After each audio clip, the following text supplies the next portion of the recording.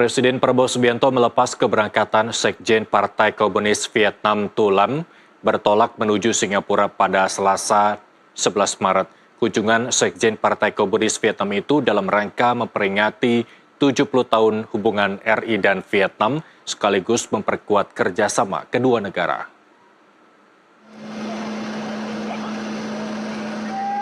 Presiden Prabowo Subianto mengantarkan keberangkatan Sekjen Partai Komunis Vietnam, Tu Lam, ke Singapura pada Selasa 11 Maret.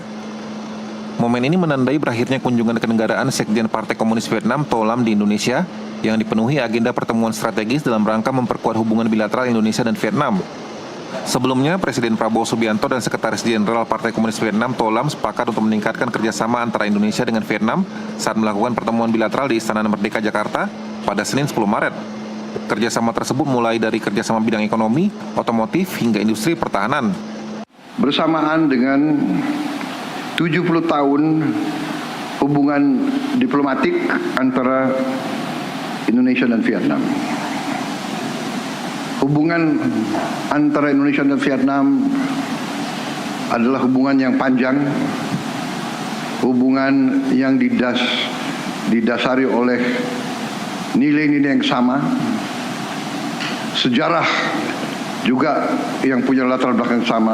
Indonesia dan Vietnam sama-sama melawan imperialisme dan penjajahan ratusan tahun. Kita menyatakan kemerdekaan kita juga di tahun yang sama.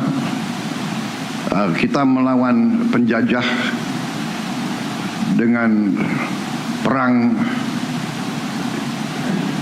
yang membutuhkan pengorbanan yang besar. Vietnam lebih lama, Vietnam lebih banyak pengorbanan. Mereka perang 30 tahun tanpa henti. Jadi dengan nilai yang sama, sejarah yang sama, juga kita punya tujuan dan visi yang sama. Kita ingin menjadi negara maju pada tahun 2045. Kunjungan Sekjen Partai Komunis Vietnam ke Indonesia yang bertepatan dengan peringatan 70 tahun hubungan diplomatik Indonesia-Vietnam ini menjadi momentum penting dalam memperkuat kerjasama strategis kedua negara.